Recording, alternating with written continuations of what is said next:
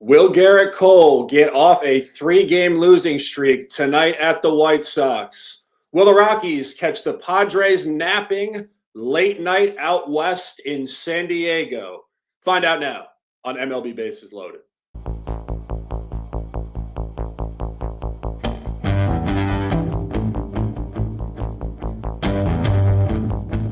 A huge card on slate today. 15-game card. It's us versus the bookies. Bases loaded, high noon. It's going to be a showdown. On a suddenly not so casual Friday, the buy hat is engaged.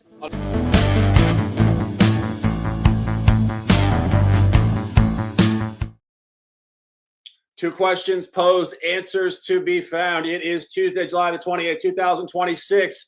MLB Bases Loaded. I'm the Shark. He is Mikey Money. Mike, what's going on this morning?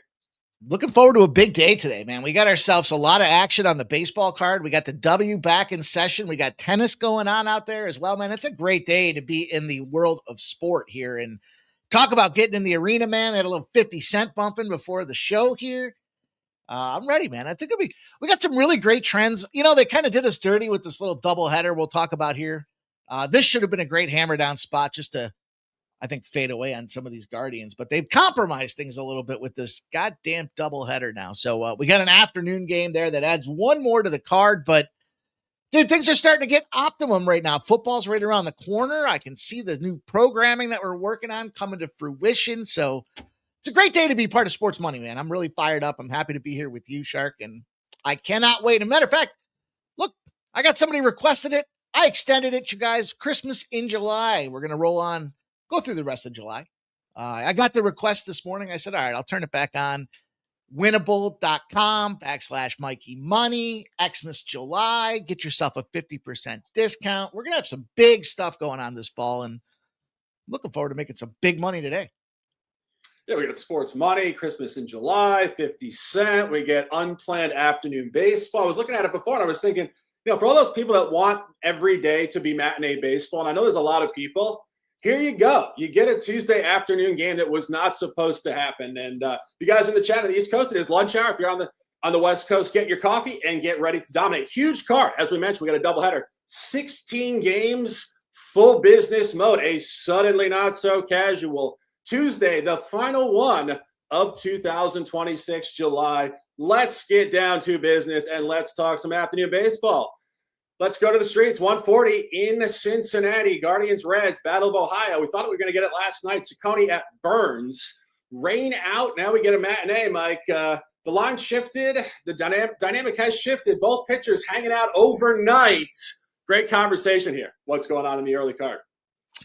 Yeah, I just was disappointed. I told you guys yesterday I was looking forward to some of these spots out there, and now we got to kind of pivot, right? And part of that pivot has to do with there's a lot of, obviously there's unknowns and there's variables across all sports here, and try to be, you know, the prognosticators of predictive outcomes here. And frankly, it makes it challenging because, yeah, we got to figure out what happened last night with these guys and their process. So I took a little bit of an about face. Okay. I thought being an early game here, Cleveland Guardians, Slate Ciccone as well. I mean, you know, he's not totally pieced. So I thought, all right, if he can go out there and shut him down, we know that Cleveland's second half of the season baseball, they love their unders. We know that Cincinnati's got their ace on the bump right now. I'll give you that nod, Shark, with Chase Burns. So I like the under 9. I think that's a fair price to pay here. But what I did is I parlayed it together with Chase Burns over 6.5 strikeouts. Little parlay action. I want to have some fun. It's a little +2. I think it's 287 was the number I was able to get on this thing here. And, you know, I just look at this one and say, Jose Ramirez went out of this Guardians lineup, and that was just a guy that generates a lot of offense and puts pitchers on their heels. So I think this is a good opportunity for Chase Burns to be aggressive, do his job. The number's coming down as well, so it does qualify from kind of some of that steam action coming in on Chase Burns. Over 6.5 Ks, under 9 in the game for total runs, +287. Yeah, you know, this is a great conversation. Guys in the chat, if you guys were in the chat yesterday, somebody said to me, Shark, I love a hat you have in your Rolodex there. And I didn't have it on me. And overnight, things changed. The waves have shifted. shirt color change and buy hat engaged. Taking the Reds in the early going here, guys. Take it on the run line. You can get -1.5 or out and +130. Sharp stuff here. And truthfully, the psychology of this handicap being the precise point. Mike, we're talking about this overnight, and we talk about this every time there's a rain out. The game totally shifts. It's just a totally different environment. I'm looking at these guys earlier, and I was friendly reminded. We backed Chase Burns in his previous start at Seattle for a couple reasons, but you and I discussed this guy's from Italy. And people would say, Shark, what does that have to do with playing baseball on a July afternoon in Cincinnati? Well, these guys from Italy have great pedigree. They're very centered in the mind. They're meditative, maybe yogic. They drink red wine. Mike was talking about beautiful women. They're much more mature than your average second-year pitcher. And this dude Burns in these afternoon games has been great due to the fact that he adjusts better than your average 24-year-old. And the handicap last night, where I told you guys, speculation suggested he would be terrible, was due to the fact he was actually 0-2 against American League opponents coming off a Western road trip in a prime time game. Now it has gone the other direction. He is 2-0 last two in home matinees, 1-0 against an American League opponent by the run line against Spencer Arrighetti and the Astros. And final point on this before we go just back and forth for a second here. The last time Burns pitched a home matinee in a rain delay environment, he pitched against Foster Griffin, kind of the legend of the 2026 campaign. Foster himself, 15-1 Reds. And my final point on this, and I'll throw it back to you. What do we think Slade Ciccone was doing last night? First of all, this guy's name is Slade. He's hanging out in Cincinnati in the summertime. He's Italian. I think he's hitting a little motel room, a little cheap whiskey and some strippers in Cincinnati. Mike, I don't see focus from Slade here this afternoon. Talk to me on. Hookers and Milw, man. What else are you going to do in a rain delay? Especially in Cincinnati, bro. No shade to you guys out in Central Ohio, but I mean, LeBron didn't go back to Cleveland. He went to Philly. He's living in New York next year. Cincinnati, Ciccone, just distraction. This is a blowout waiting to happen, ladies and gentlemen. The buy hat is engaged. Bunch of plays in the early afternoon. Chase Burns, I am glad to be on you this afternoon. I didn't like fading you last night. Let's get it done. And let's keep it moving. Next game of the card, full slate tonight, evening baseball. Going back to Pittsburgh, Diamondbacks Pirates game 2. Brandon Pfaadt at Bubba Chandler. Interesting dynamic here. We had the Pirates last night. They came through in extras. I was texting Mike overnight. I said, thank God for that one. Finally winning a coin flip. Now you get Brandon Pfaadt staying on the road off that funky game he pitched at St. Louis, the rescheduled game last week. Mike, what's going on here? You know, the only thing more favorite than a hot hand is a fade guy. We've got a terrific fade guy in the UFC. We found a nice little fade guy. I told you guys yesterday, the fade guy liked the over in this game. And even with extra innings, it still sailed under the number. So just a great look all around. When you find those spots, you got to just bookmark them. Very few notifications go on, but you don't want to miss it. I know some friends of mine are like, oh, it's okay. You know, no, listen, when you got guys that are historically hitting at 40%, that's not good. You're not making money. So I don't care. You know what happens is you either play the other way or you stay the fuck away. So that being said, with this game, I'm going to go back to the Pirates today. I think Bubba Chandler strikes him out, shuts him down. Arizona was just a little too, you talk about it. They're kind of sitting over the top of their skis. They fired off a great series closer. They go out to St. Louis. They smack them around. They're handling business against the Nats. And then all of a sudden, here come the Pirates and bang, Bubba Chandler, Paul Skeens. Poor son of a bitch puts up 11 strikeouts. He still can't get the win, but I just think for this number, with this price tag, with the home team, Arizona on this kind of extended now, 3 cities, right? So it's just the second road series, but don't forget about that stop effect.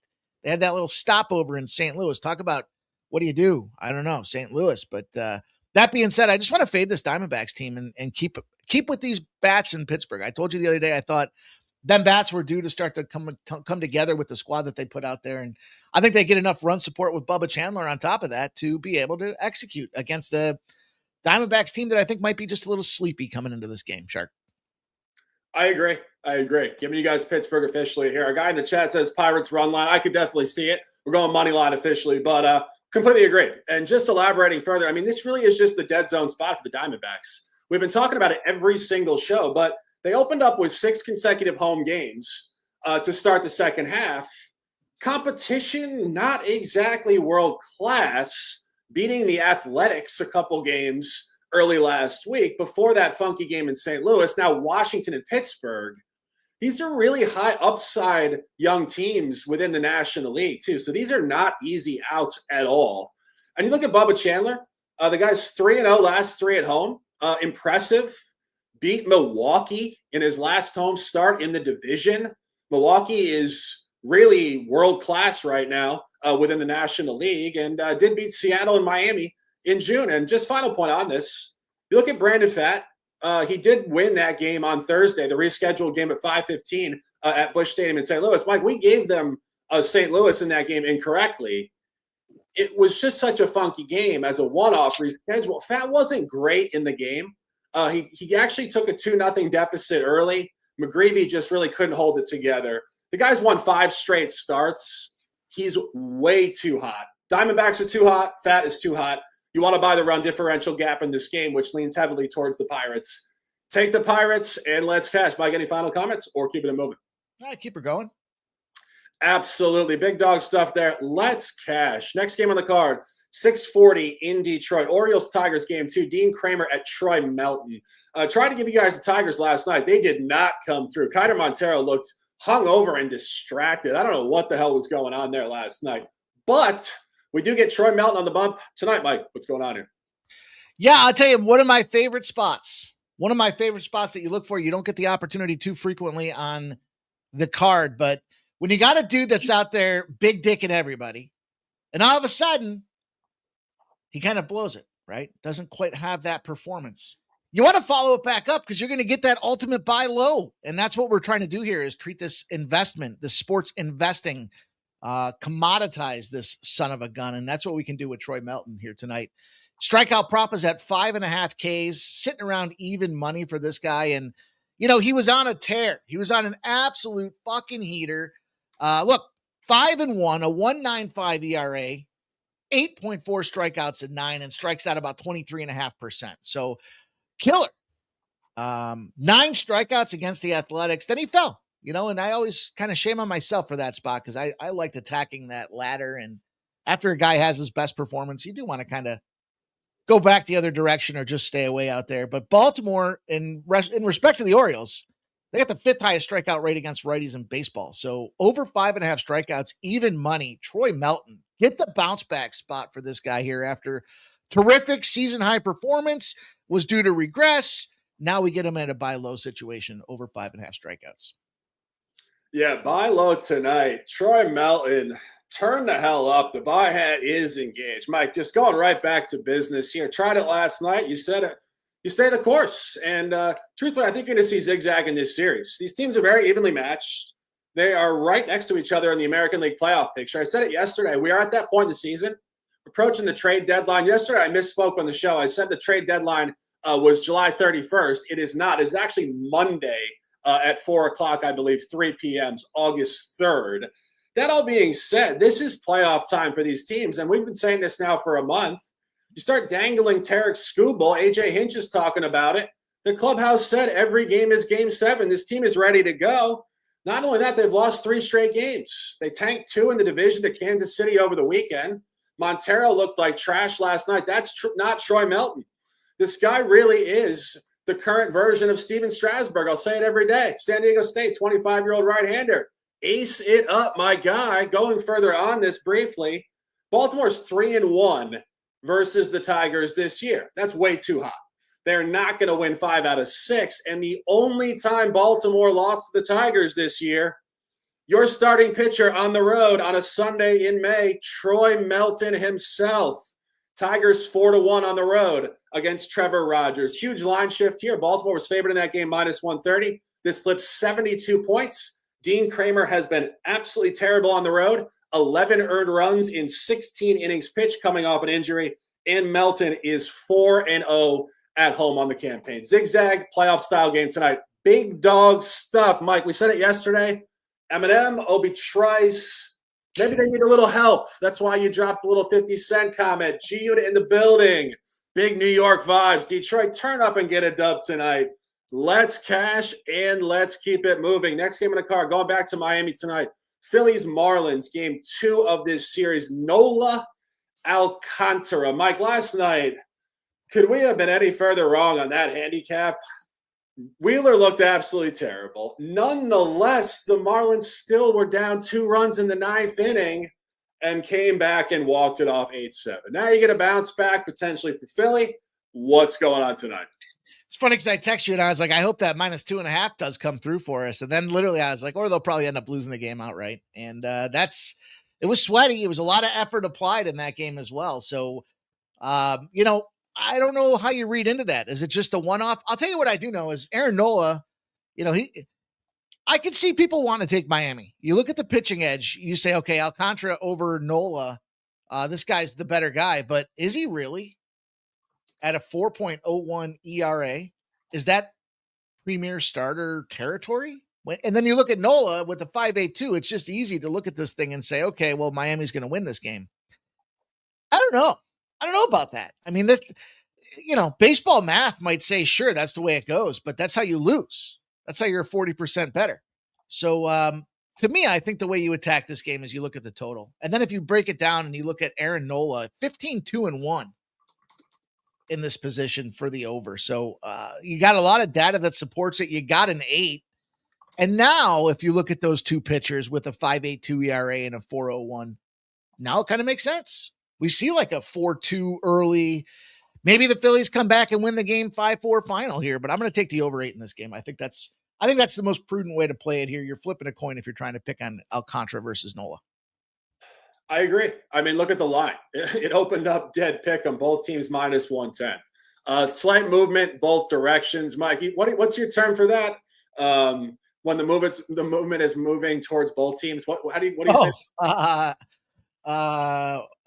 Oscillating. It's an oscillating line movement. Oscillating. God, this is why you tune into MLB baseball. It's a boring Tuesday afternoon in the summer. We're talking 50 Cent and oscillate. I mean, I'm entertained and I'm freaking hosting the show. That all being said, the game is a toss-up, guys. There's not much going on here. It's just let the line tell you the story. The books have no clue what's going on in this game. Flip a coin, do better in the market. We'll get back in there tomorrow. Mike, what was the official play? Going to go with the over 8. I think this one sees runs, boys. Oscillating. If you think about that term as it relates to golf, did the ball move or not? It oscillated before returning back to its original position. And that's how we look at some of these lines and see, okay, where did it open? What's it going? It's moving on both sides. It's just oscillating.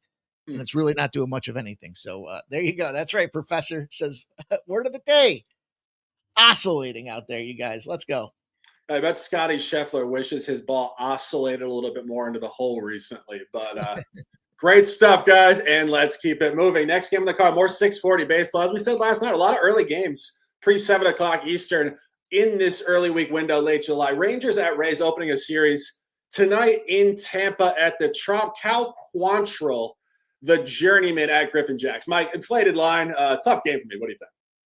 Yeah, so, I did hear this morning, and I don't know how much validity there is to it, but you talked about Skubal, and look, Skubal could sign with the Tigers. He just doesn't want to. So, yeah, he's probably on the move regardless of the outcome here, but one of the teams that they did suggest was in the Skubal business are the Tampa Bay Rays, and that would certainly make a really interesting element to this AL East because we can flick Toronto out of there. We know that, the Orioles are mediocre at best, and it's the Yankees and the Red Sox to go slay. But now you bring in Tampa, and all of a sudden, which one of those two teams gets bumped? It's probably the Red Sox in that spot. So that would make some interesting movement. But as it relates to this game, I want to talk to you guys real quick. I did a massive record update last night. Okay. The free play of the day videos on the Sports Money Network, right? We got them out there for you guys. We do the traps, the trends, all those fun things that are out there for you guys to check out. Since the merger, I think we started May 15th or so, 21-16. Okay. It's only 5 games over 500, but up 14 units. Why? Because we take plus money spots, and we do that with a team like Texas in this game today, because you're looking at Tampa Bay saying -180. What? Texas has been playing all right, man. They had a pretty darn good series out there. I know, look, outcome be driven here, but they took down Seattle in spots where they were supposed to get taken down with some of the best on the bump out there. And now what you've got here, you do not have so much in terms of oscillation. You have 80% of the bets. Okay, the public loves them Tampa Bay Rays at the Trop. 87% of the cash. All the money coming in on this Tampa Bay Rays team. And what did you and I talk about last week, Shark? I remember texting you and I was like, you know what? I'm going to look and see just how many games do I think that the Tampa Bay Rays lose over the next 6 weeks. This be one of them. This be a great spot to take a nice price tag. Cal Quantrill is the definition of serviceable, and I'm not going to go back Griffin Jackson at $180 or so on this thing. So give me a plus 163 with the Texas Rangers. I'll go out there and take a shot. Be the champ. Cal Quantrill. Let's go. Yeah, no, I wouldn't disagree. I don't love the game. Overpriced kind of sketch, but I would agree. I mean, I remember when Quantrill came up, that was probably 7 or 8 years ago. I think he pitched for the Marlins at one point. He's been around a little bit. His dad was actually a reliever for the Blue Jays back in the 90s. For those of you guys like little 90s MLB trivia here. I'll defer to Mike in this one. Sharp contrarian play. Take Texas and let's cash. Let's keep it moving down the line here. Next game on the card, 6:45 in D.C. tonight. Blue Jays Nats game 2. Bieber at Cavalli. Tried to fade the Blue Jays last night under the idea that Max Scherzer would be terrible. He was terrible. They pulled him in the 3rd inning, and the Nats seem to be professionally stranding runners, only scoring 2 all night in a loss. I don't really get irritated or tilted at baseball. There's so many games. It's craziness, but the Nats really did kind of frustrate me with that effort last night. Nice call on the Blue Jays, by the way. What do you think about this one tonight? Yeah, I go back to Toronto again. Nationals aren't a team that's going to take this price tag from me, and that's really what it starts coming down to at this point of the season here is that Toronto underperformed significantly. They still only put up 3 runs here, but I'll give you some more splits, you guys. 65%, 63% of the bets, 64% of the cash are on the Nats. The lines come down 22 cents. Red flag. This is red flag business right now here. It's like a red card in soccer out there. You don't do that. You don't get involved in those spots. And then you look at Bieber, and not a bad go the last go round with it out there. Cavalli certainly can go shove as well. Probably see lower scoring when it comes to, push and shove in this series here. But, I know Bieber came back and he didn't look so great. So there's nothing, you can't really sugarcoat it. It's just a situation where I think in terms of the pendulum shifting, it's moving back in the uptick for the Toronto Blue Jays here. And frankly, you had Max Scherzer. You didn't score. You didn't cash your first 5 team total prop out there. They did play that Arizona team that we talked about maybe getting a little exhausted out there and now in Pittsburgh here. So they put up a bunch of runs late in that series. I think they're just kind of stretched at this point. And I like Toronto. I think Toronto came back and has something to prove out there if they're going to try to be in the business. I think they'll probably be sellers. I think we'll see guys like maybe Okamoto gets moved out of there, and I don't know what they're going to do from a pitch. I hope they keep the pitching staff intact other than fucking Gausman. Bounce that dude here. But as long as it's not Gausman, I'll take the Jays today. Give me a nice little plus money shot with these guys at plus 122.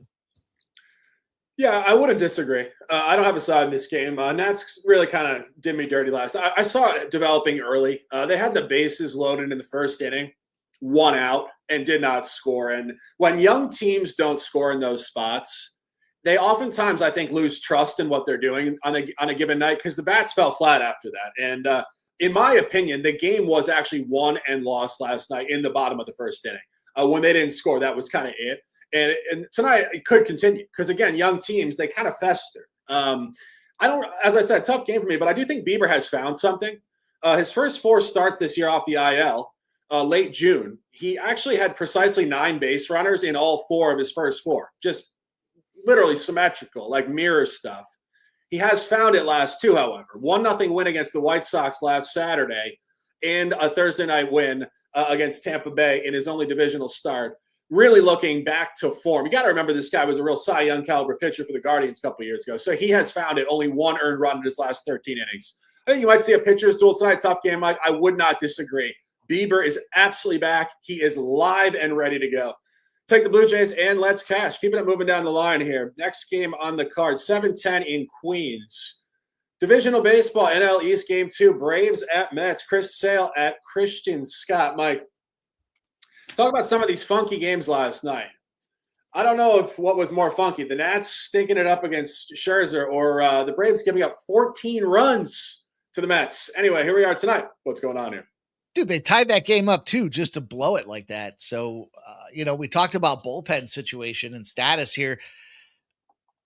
I don't have a problem fading Chris Sale. I did it last week. You guys know the situation. He's also kind of got the kiss of death. The kiss of death to me is when they move these K props up and they're giving you plus money. So 7.5 for Chris Sale K props. Now he's, you talk about Max Scherzer and probably the oversight there. We talked about it backstage was the birthday. When you're 19, 20, 21 years old, you're having a birthday. Who's going to meet me? Where are we going? What's the plan? Where are we going after? Are we getting car service, bottle service, hookers, strippers? What are we doing? At 42 years old, you're pretty more relaxed. Make myself a nice ribeye.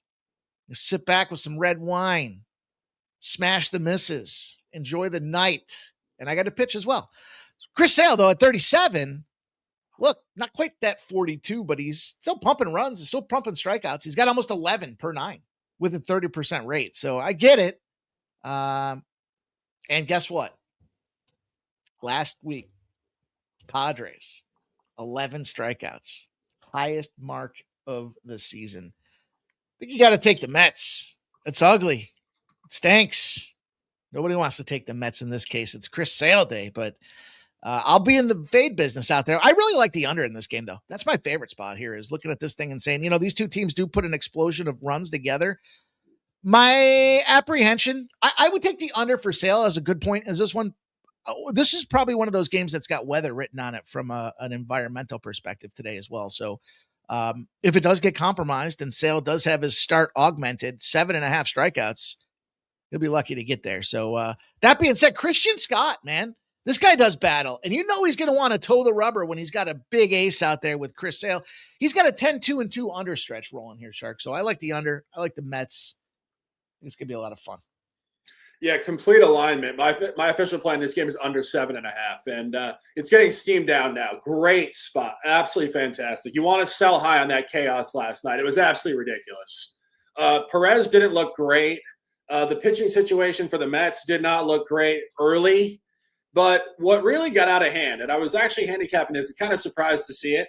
It kind of seemed like the Braves just punted the game after the 5th inning. They put in this relief pitcher, Connor Thomas, who I got to be honest, I was unfamiliar with. Mike, this guy's line, 2 2/3 innings pitched, 10 hits, 5 walks, 11 earned runs, 78 pitches. So basically, this guy came in and looked horrible. And the Braves said, listen, we're going to let this guy just hang off a cliff. They could have pulled this guy at any point, and they did not. I don't know what it was, but it's not going to happen tonight. Chris Sale is going to go at least 7 innings. Not only that, these teams have played a lot of games this year. Mike, we're talking about the Mets. The Mets are actually 5-3 straight up against the Braves this year. But the over is 4-0 to the last 4-0 last 4, averaging 16.5 runs per game. Now your line comes down to 8.5. The final score last night was 14-3. The last time Chris Sale faced the Mets, the final score was also 14-3. Unbelievable patterns. It was July 4th in Atlanta. He wasn't very good, but it was distraction. It was fireworks. It was Saturday night. It was the 250th anniversary of the United States. That's not going to happen tonight. Sale rode in the division, 2 earned runs in 14 innings pitched. And this pitcher, Christian Scott, is 4-0-1 versus the home under, 2-0 versus the home under in the division. Absolutely elite spot. Take the under and let's cash. And Mike, we got a video. We sure do.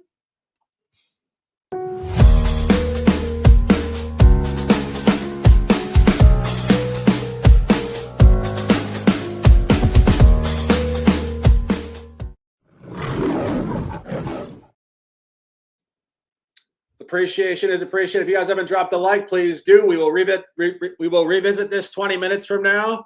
Get ahead of the market. You get a chance to backdoor it in 20 minutes. If you haven't dropped a like, workout on a Tuesday. Nice little bicep to push. Push the like, and let's keep it moving. Next game on the card, Game 2, Guardians-Reds in in Cincinnati tonight. Gavin Williams at Brady Singer. Most of the time when we talk these doubleheaders, we say it's reactionary. Let's assume Chase Burns does what he's supposed to do this afternoon, Mike. At that point, the Guardians will actually have lost 6 straight games, and they get Gavin Williams in the nightcap against Singer. What do you think about this one? I don't think much about this game at all. There's so many other things. I would rather sit out in the backyard and watch the grass grow and take a fucking bucket of rain over my head.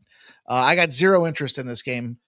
With one exception, I did give out a play to the winnable squad for Gavin Williams strikeout props over. Just kind of thought that this is that situational spot for him to be involved in it. I'll tell you what, if you want to get in the stolen prop business or the stolen base business, I can't make mad at anybody that wants to get involved. Gavin Williams has allowed 10 stolen bases. So there's probably some plus money ways to get creative down the stretch with this thing here. And look, Austin Hedges, that guy allows a lot of stolen bases. So collectively, I think there's a couple ways to get after it. I was looking more to game 1 though. Bazana stolen bases like 5-1 in that first game out there. And Chase Burns, as much as he's a great pitcher, still allowed 17 stolen bases too. So I would attack this one with some fun if you got to play this game for the second spot today, but I do like that K prop. Yeah, guys, I'm doing a little double buy hat tonight, and we're going with the Guardians in game 2, guys. Kind of seeing the future before it happens. I see blowout Reds game 1, and then I see zigzag Guardians game 2. More precisely than that, this is the second matchup of the year directly between Gavin Williams and Brady Singer. The last time Williams faced off against Singer, he won 10-3. So I think he will shove in this matchup. Not only that, Williams is great on the road at the National League. He beat the Dodgers straight up on the road, 0 earned runs. Only time he pitched at the Central as a favorite, 9-3 margin win at St. Louis. And he also did ace the Phillies 1-0 against Christopher Sanchez. Gavin Williams is the ace. He's the stopper. As I said, 6 straight losses for the Guardians when this game goes off, assuming Chase Burns takes care of business. Take the Guardians in this game, guys. This is a great spot, and let's cash. Keeping it moving down the line here. Going back to 740 here not going back, 740 series opener in Minnesota. Royals at Twins, Lugo at Bradley. Mike, when I was looking at this before, I thought to myself, Taj Mahal is on the bump. The Twins look hot. Great spot. What do you think? I can't back the Twins. Not at home either. And not at this price tag. You're going to drop $1.60 on the Twins. Again, you got to be the run line business to do it. Now the line supports it. 84% of the bets, 91% of the cash have come in on these guys. And it's moving in that direction. So it's moved pretty significantly against the Royals. My thought, the problem I have, you don't have to twist my arm to fade these Twins very much. It's a conundrum for me because I don't like playing Kansas City. Their offense is just anemic. We cashed like 4 days in a row with the first 3 team total under and the first 5 team total under just last week. So at the same time, if the series openers for these guys, they're 47-33 the last 5 years. So the Twins, after they put up a bunch of runs, are a fade team, 60-34 if you fade them after that situation as well. So I'd have to go Kansas City or nothing. Probably going to be nothing. Yeah, I'm going run line, -1.5, plus 130 roughly. Our guy says I got Twins on the run line. Sharp stuff there. And really what you're looking at here, Kansas City has actually dominated this divisional rivalry so far this year. They're 5-2 versus Minnesota. But I think that's way too hot. And I think Minnesota's improving here, notably with Taj Bradley. When I was looking at this, I had to remind myself, Bradley's only in his 4th season. He's 25 years old. He came up very young with the Rays. Blue chip prospect out of the Los Angeles area.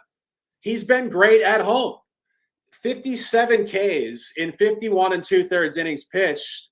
Whip right around 1. He barely gives up any runs at home. And Seth Lugo on the road is an absolute gas can. Since the beginning of June, 20 earned runs in 18 1/3 innings pitched. And I said this before Lugo won a road game at the Mets. He won the game 16-12. He beats the National League. He doesn't beat the American League, but he did actually beat the Twins on the road on Thursday, June 4th, 8-6 in this stadium. Key point, however, Kansas City was actually favored in that game, small, -115 against the bullpen game from the Twins. This flips 70 points towards the Twins. I think the Twins are turning the corner. The schedule is getting a little easier.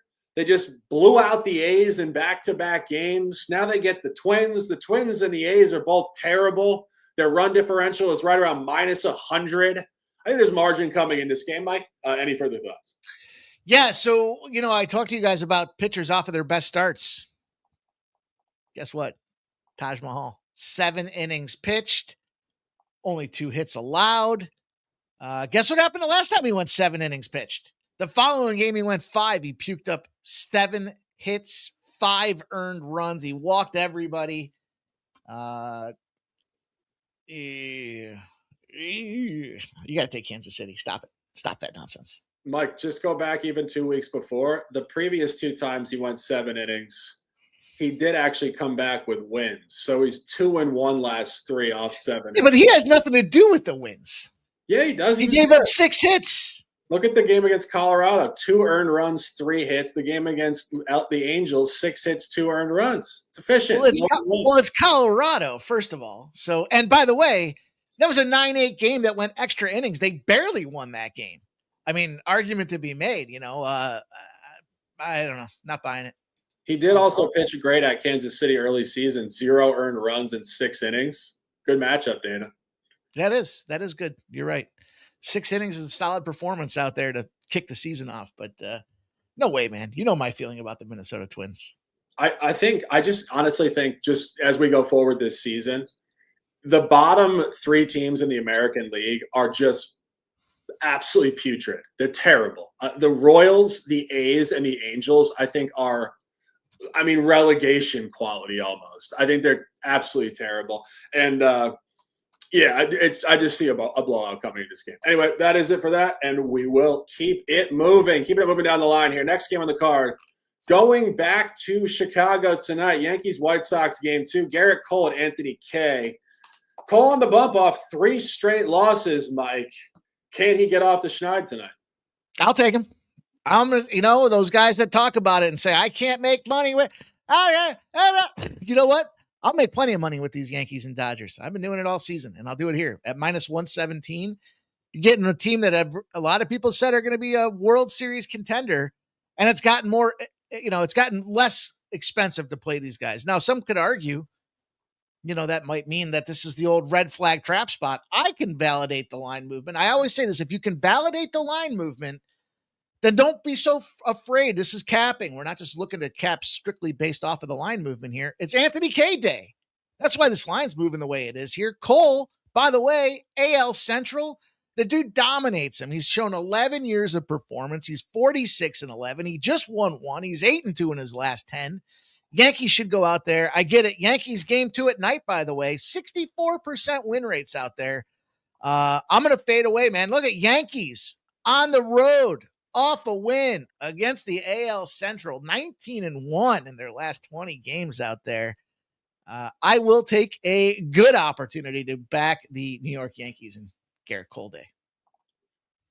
Yeah, I don't really get a chance to put this hat on enough, but the buy hat is engaged, and we are aligned here. I think Cole shoves. I think this is where you find him in his element, and it's kind of a surprising element, but his best performances of the year have come road at the American League Central. Did beat the Royals as a small favorite, 7-0. Total ace, 10 Ks, 6 2/3 innings pitched. Beat Cleveland, took a loss against Detroit, but 3 straight losses coming in. Let's unpack briefly. No more than 3 earned runs in any of those games. Road loss at Tampa Bay. High degree of difficulty in the division against the best team in the American League right now. Fine. Home loss against the Dodgers. Fine. And then last Wednesday, extra inning loss in a doubleheader against Pittsburgh. Another 11 Ks. Only 4 hits, 0 walks, great control in 7 innings. Cole is returning to form. And this guy is an absolute dog. I talk about some of these other guys. Mike, if we had done this show 10 years ago, we would have really gotten ahead of the movement for Garrett Cole. Like, notice we usually talk dogs. It's like the younger guys that are coming up.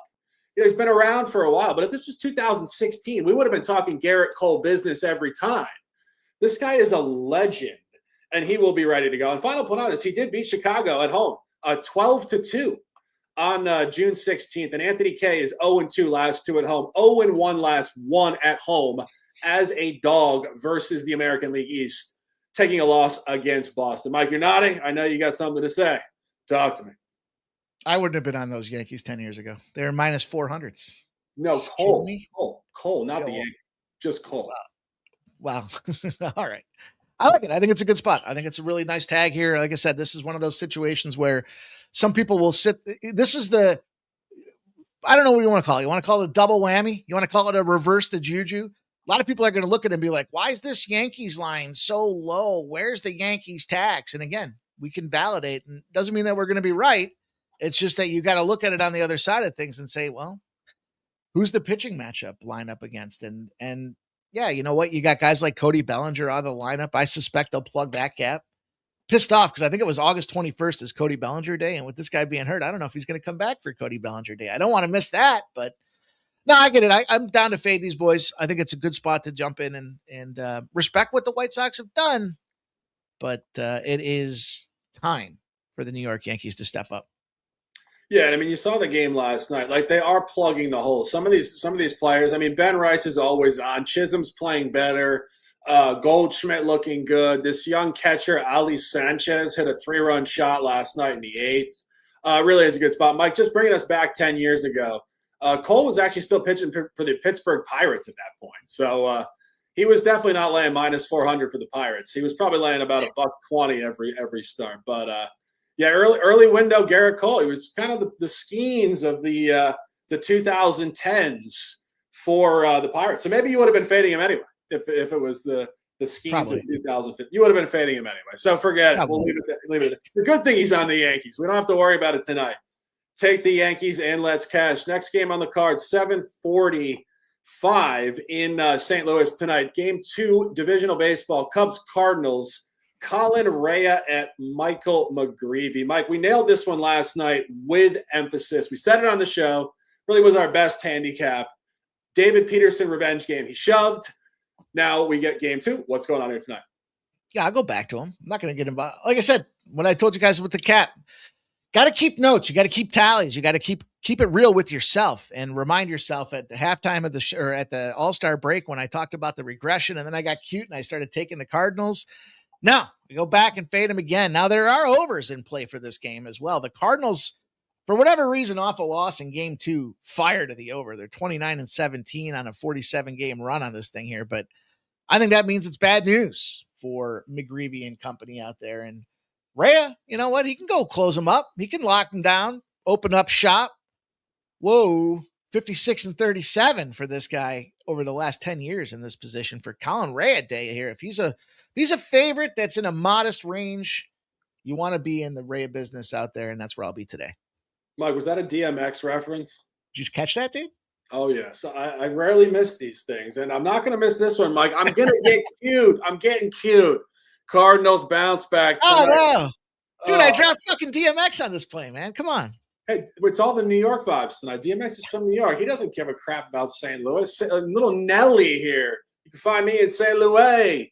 But this is what's going on here. Michael McGreevy bounce back. You know, we're kind of correlating everything together. We told you guys you want to sell Brandon Pfaadt tonight off of that funky game in St. Louis last Thursday. Well, who lost that game? McGreevy. He was terrible. It was his worst home start of the year, but it was 5 o'clock. He clearly just couldn't figure it out. He's going to bounce back. Not only that, the last time you found him in the division at home, it was his last home win. He did ace the Brewers, who are a better team than the Cubs, and win the game 5-1, only 1 earned run in 6 1/3 against Kyle Harrison. And ultimately what you want to do here is you want to sell Colin Rea on the road. He's a home pitcher. You back him at home. Final point on this, Rea actually was 3-0 against St. Louis last year. All wins by more than 6 runs. But he was favored in every one of those games higher than minus 130. This flips down 10 points. Books do think that the Cardinals will push back. in this game. DMX is up in the heavens. He said, Shark, it's a great take. And we love Mike's lyrics. Anyway, Mike, any final comments or keeping it moving? No, I think this is a good Cubs spot. You like the Cardinals. We'll move onward. We will. Going late night baseball tonight. We got 5 games late night. First one, 9:38 in LA, Anaheim to be precise. Astros Angels game 2. Peter Lambert at Reed Detmers. Mike, last night the Astros did win.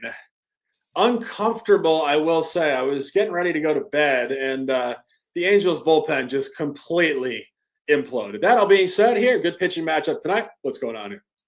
Fucking nailed that thing, dude. And a live bet at plus 487. So with all due respect to them, Astros were like the game changer for the night for me with that thing. Really great stuff. That's what DK gets for giving me some bonus boosts out there. I fucking stuffed it right down their throats. And, when you look at it today and this number that's going on, I'm a Lambert guy. And on a coin flip, I'll take Lambert over Detmers. I think this is an under game as well.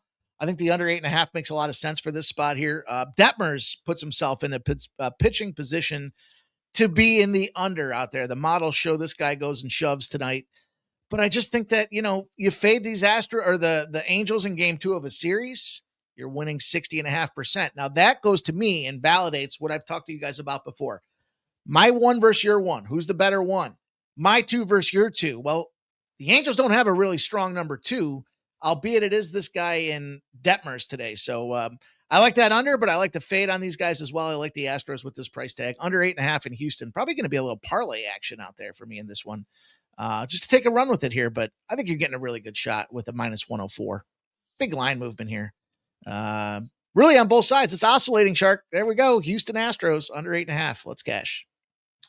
Yeah, the oscillation is definitely pulling towards the Astros. The buy hat is engaged. And, Mike, I learned my lesson last night, although I will say this. I mean, God, come on. I mean, 1 strike away from winning the game, and the guy ends up hitting Paredes to knock in a run. I mean, just talk about, excruciating stuff. That all being said, this is matchup 2, Lambert at Detmers. Great data.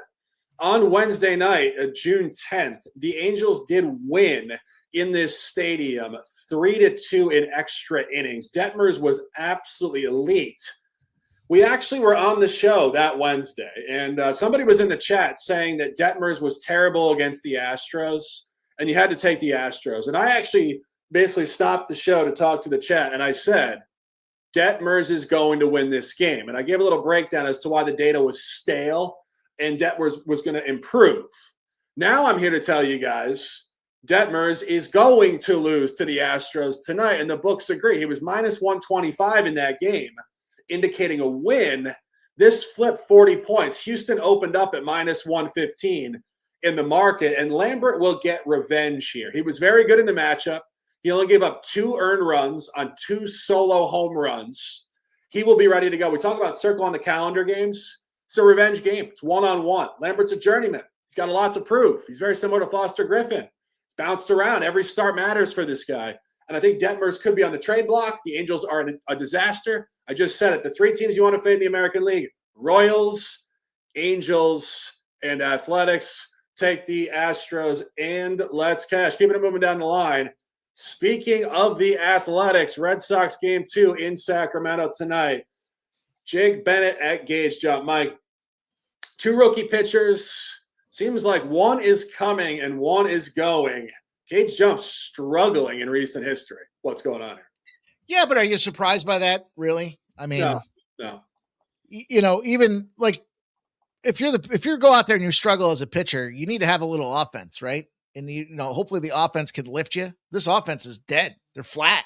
They're toast. And it's a bad spot to be if you're Jump. I'm not going to get involved with the thing for me with the Red Sox game here. It's more about just take the under in the strikeout prop for Gage Jump. I don't like taking unders.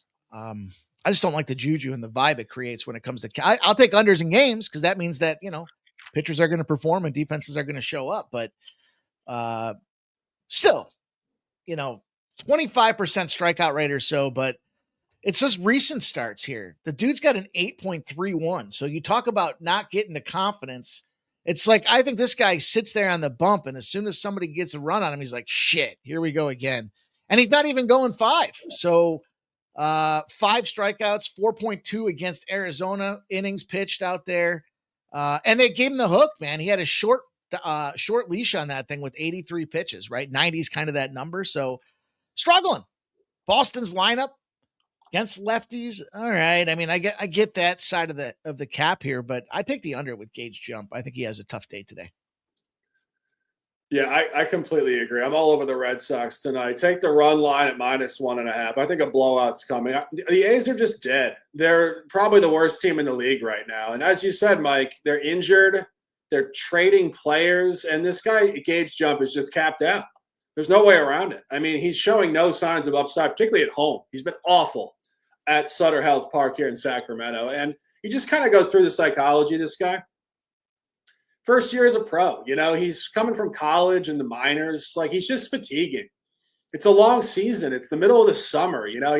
He's just not feeling the comfort. He's only 6 foot, 200 pounds too. So he's not like a big horse that can really use his bodily momentum to really drive pitches down the line. He's just fatiguing. And you're not going to make that conversational point about Jake Bennett. Jake Bennett is 6'6", 240. He is not fatiguing. And he's getting better as he goes. He's won 5 straight starts.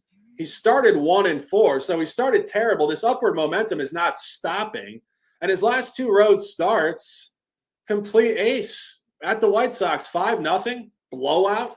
And at this division, only start this year at the Angels, 5-2 margin win. And final point on this, Mike. Last night, the Red Sox were absolutely dead.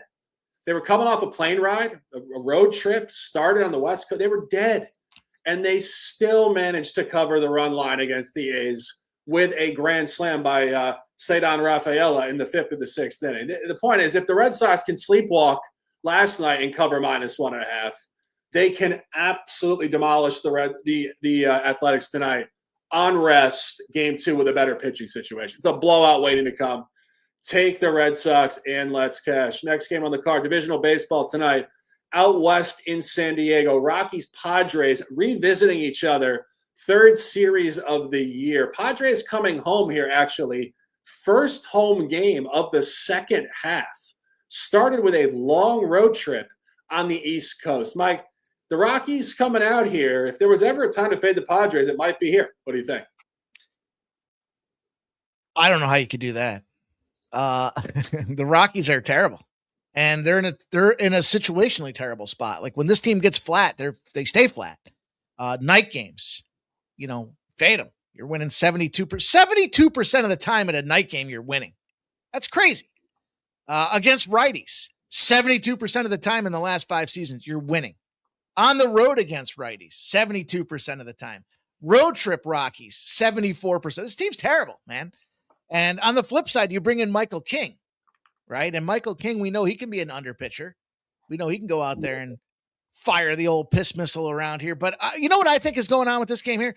So, divisional openers, right? Michael King's 3-0. I think you got to look at this 2 ways. One, I'm going to continue on this train of I like the under in this game. What I'm concerned with is Fernando Tatis. We know Meet Dick Machado can go out there and smack this thing around at any given time. Where the fuck has Tatis been? He's on the milk carton out there. They're trying to find this guy. He's been missing. And so when he does wake up, he's going to be contributing 2 to 3 on that thing as well. So I like this team total under, though. Give me the team total under 3.5. It's a fair number on this Colorado Rockies team. Just expect King to go out there and shut him down. In fact, the first half team total, 1.5. It's even money play. I think you got to take a look at that with King. You look at the full game in this thing, you say Colorado under 3.5. That's sitting at -124. And since we're looking at it, we love to do this. Why not make it make sense? Let's take a look here. We got Michael King gets the win, +125. There's your trifecta. First 5 under, team total Colorado, full game under, team total Colorado. Michael King to get the win. Fuck it. First 3 under, team total Colorado. No runs in the first 3 innings for Colorado either. Yeah, I don't know. Truthfully, this is just a tough spot. for the Padres purely because they've been on the road for what seems like 2.5 weeks.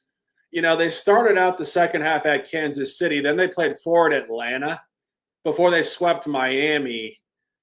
We always try to unpack, like, is this type of stuff irrelevant in baseball because they play every day and the travel's not that big of a deal. I just think it's kind of a tough spot to come home. This is the second half home opener, and it's July 28th.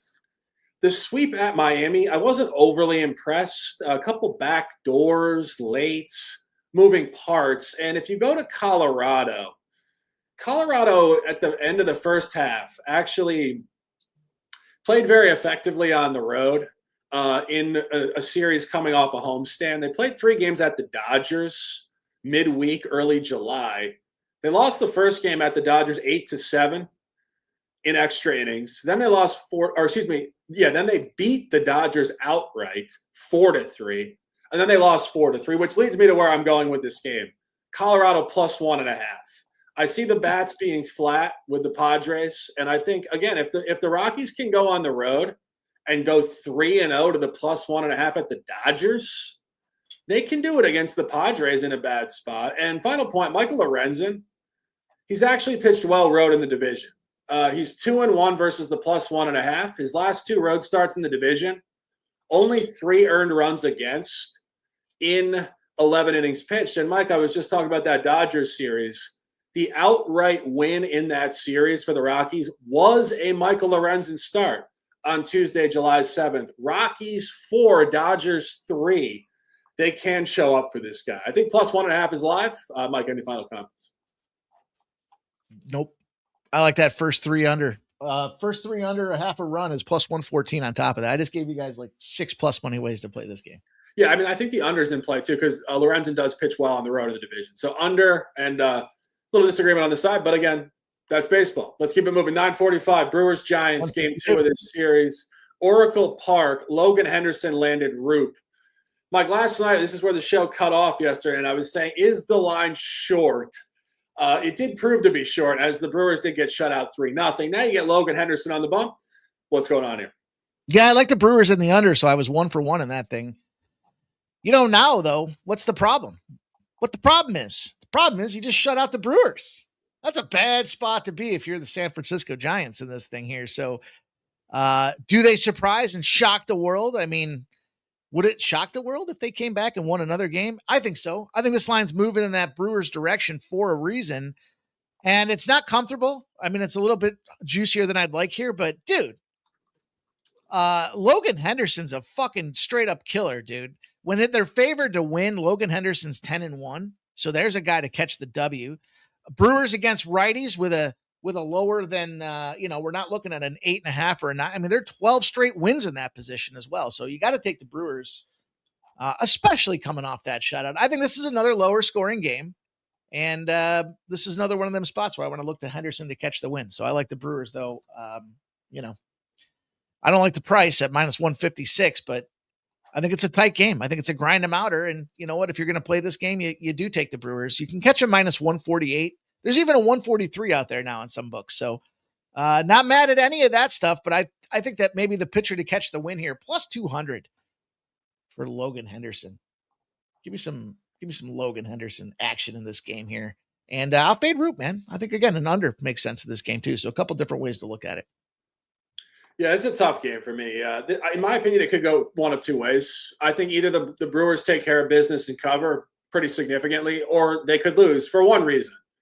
Landon Roop has turned a corner. We talked about this guy. He kind of fell apart for a while. He's found it in July. Only 3 earned runs this month in 21 innings pitched. So he will lock it in. And he's getting that circle on the calendar game I was talking about yesterday with David Peterson. The last time the Giants and Landon Roop faced the Brewers, it was a road game, Monday, June 1st at Milwaukee. He lost 16-2, and he gave up 8 earned runs in the game. And I don't know Roop personally, but I do know pro athletes remember this stuff. So he will be fired up to shove in this game. It also correlates to the under. I think you're going to see a pitcher's duel tonight. I'm not on the Giants. I do not like betting the Giants. Just a point within this game. I do think he will be focused coming off his worst start of the year at Milwaukee. Any further comments or keep it moving?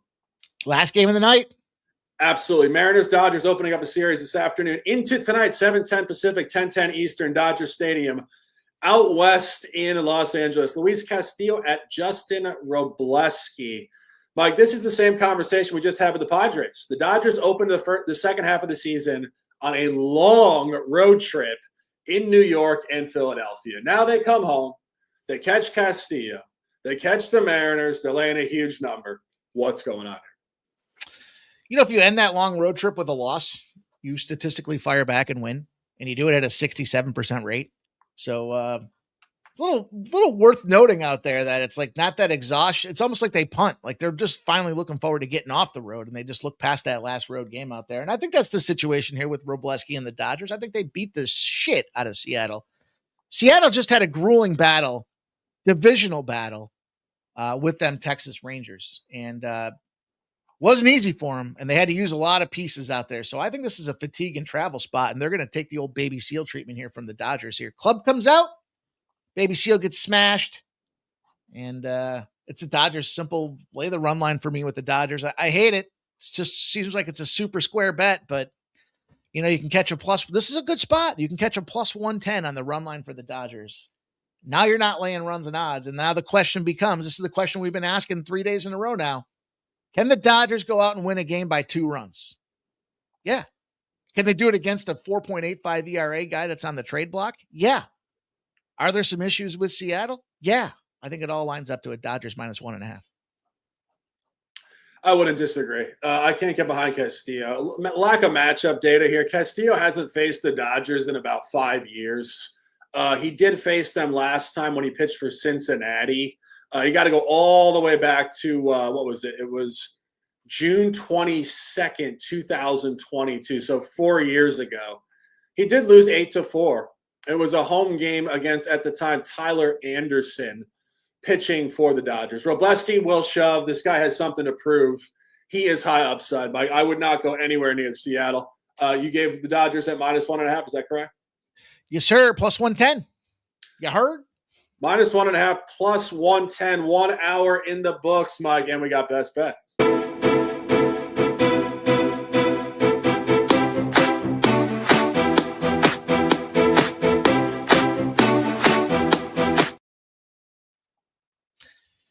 Man, there's so many great looking spots on the card today, Shark. I got to figure out a better way logistically to make this work here. Let's start out with a couple K props. I gave you guys that Melton over 5.5 strikeouts at even money. I think that's a really great way to get paid. I'm going to give you King to catch the win at plus 125 as well. I think that's another good way to get paid. So there's two pitcher props for you guys. I'm looking at the over in that Philadelphia game, over 8. Because I do these records, I got to go back and look at them. So let me make sure I give you guys the number on that thing, because it's a pain in the nuts to go back and find it. It's a minus 112. It's not terrible. Minus 115s, minus 118. So there's some widely 8s available out there. I'm going to take that Texas Rangers. We're going big dick hunting tonight, man. 163, 122 on the Toronto Blue Jays. And we'll go under 8.5 with the Houston Astros. Houston Astros is minus 104. New York Yankees minus 117. Brings her home. All right, I'll give you guys 4 or 5 here. Big show. Obviously, if you guys listen to the show and you take all the plays, please do. Great information. We'd love to bring it. But official plays. Taking the Pirates minus 108. Taking the Tigers minus 138. Taking the Braves Mets under 7.5. Taking the Twins run line. I think a blowout's coming there. Minus 1.5 plus 127. I agree with the Yankees take, Mike. And final official play for the show. We're taking the Red Sox on the run line. Minus 1.5. What do you got for that odds? Plus 108. Let's take the Dodgers in the parlay. Sounds Kick good. her off with some Dodgers. We'll add let's go Red Sox money line. Okay. I have the run line. I mean, I think they blow them out. All right, Boston, Dodgers, and Brewers. Sure, sounds good. Little chalk, cash it. Why not? Let's go, baby. That's how you do it. That is 65 minutes. Full, best, honest breakdown in baseball, you guys. We come in to put the work in every single day. You know the mantra around here, Shark. We work hard so that we can play hard. And it is go time, you guys. After the show, go check out the horse racing action with our guy Razor Sharp Picks. Look for the shorts and content that we're putting out there for free. All we ask you guys to do is comment, like, and subscribe. You know the free plays. I ran the numbers. I'll tell you guys, we're up 15 and a half units since May 15th. So just over 2 months, free play videos out there on the Sports Money Network. All the contributors getting involved there. And you can get yourself free action as well. So just make sure you like and comment. That's the only thing we ask you guys to do out here. And we are going to continue to grind this thing out with you guys. We're going to look for some more members only content and all kinds of things to support those that do support us. So appreciate all you guys. Hope you have a great day. Make that cash. Shark, tell them what's up. Yeah, I mean, you're saying it. I have very little to say. It's 65 minutes, Mike. It is business. It is an opportunity to dominate. Guys, always manage your bankroll. As you saw last night, some of these games can flip back and forth late. It is totally out of your control. Once you put in the wager, just let it flow and get into the next card. That's how I do it. I say, okay, the picks are in. I'll see you guys tomorrow. It is what it is. And that's what we will do. We will see you guys tomorrow. That is it for this one. MLB Bases Loaded, the Tuesday edition, July 28th, 2026. For Mike, I am the Shark. Stay fast, stay strong, stay disciplined, and let's dominate. I'm like an addict, do I gotta have it. I ain't even playing, got a really bad habit. If it moves, gotta grab it, fuse like a magnet. Lose, won't have it till I'm doomed in a casket. I ain't playing, got a weird mind. If you work 8 hours, I'ma work 9. If the shit tastes sour, you should taste mine.